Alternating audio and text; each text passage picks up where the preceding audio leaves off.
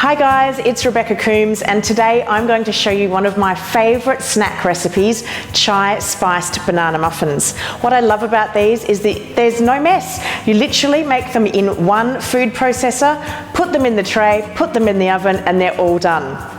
So let me run you through the ingredients. First off, we use 4 free-range eggs, 2 bananas, half a cup of coconut flour.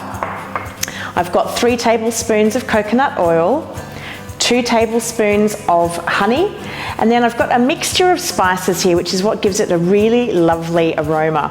I've got a teaspoon of cinnamon, and then half a teaspoon each of nutmeg, ginger, cardamom, cloves, bicarbonate of soda and baking powder, and then a 1/4 teaspoon of salt.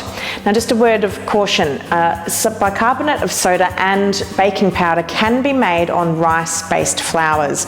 So check the ingredients, and if you're not sure you'll tolerate these, speak to your health practitioner first. I've found some in my local health food store and they don't contain these ingredients, so they're safe for me to use. Okay, so let's get started. All you need to do to start with is you want to mash up your bananas with your eggs so that they're not too lumpy. So I just pop my bananas straight into the bowl of my food processor and give them a quick whiz. So just chuck them in.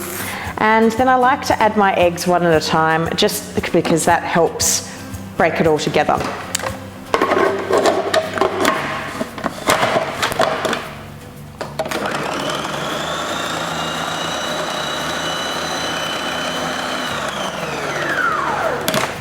Okay, so I'll add my eggs in now, one at a time.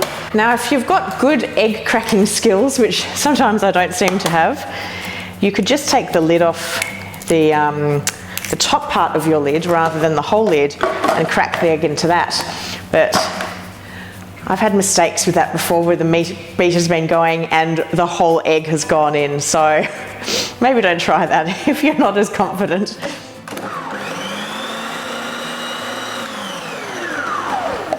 Okay, that's mixed up nicely. So we'll add in the dry ingredients. So I'm just popping in the flour and all of the spices. And then I've also got my honey, 2 tablespoons of honey here. Scoop that in.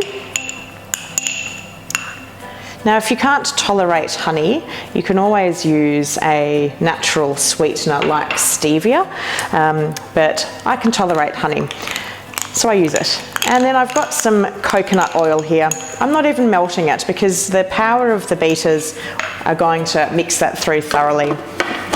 If you're doing this by hand, you might want to melt the coconut oil before you add it in. Give it one final zhuzh.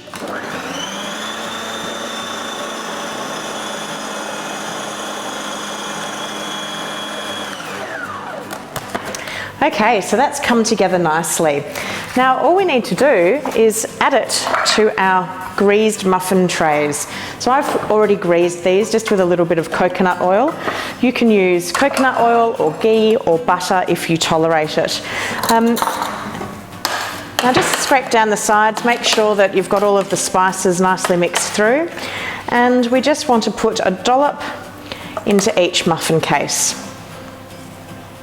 Just like this. Okay, so I've filled most of our muffins with 1 spoonful of this mixture, which is great. And now what I like to add, just to add that little special something on the top of my muffins, is I like to put 1 pecan on the top of each. So I'll just pop these across. And then I've already heated my oven to 180 degrees centigrade, or that's about 365 degrees Fahrenheit. And we'll pop these in the oven for around about 20 minutes, depending on how fast or slow your oven is. And we can test if they're ready by just inserting a skewer at the end. So I'll see you in 20 minutes. All right. 20 minutes have passed. These beauties have just come out of the oven. They smell amazing. Now, if you can tolerate butter or ghee, I highly recommend, while they're still warm, breaking them open, putting a little bit of butter or ghee on the muffin and enjoying it. It's so delicious. With treats like this, you would never know that you're treating small intestinal bacterial overgrowth because they're just amazing. You could serve these to friends and they would not know they're made differently to a standard muffin. If you liked today's video, don't forget to click like and tell me in the comments below if there's any other recipe you'd like me to make that's SIBO friendly. And the link for this recipe is in the section below. I'm Rebecca Coomes, and until next time, happy baking!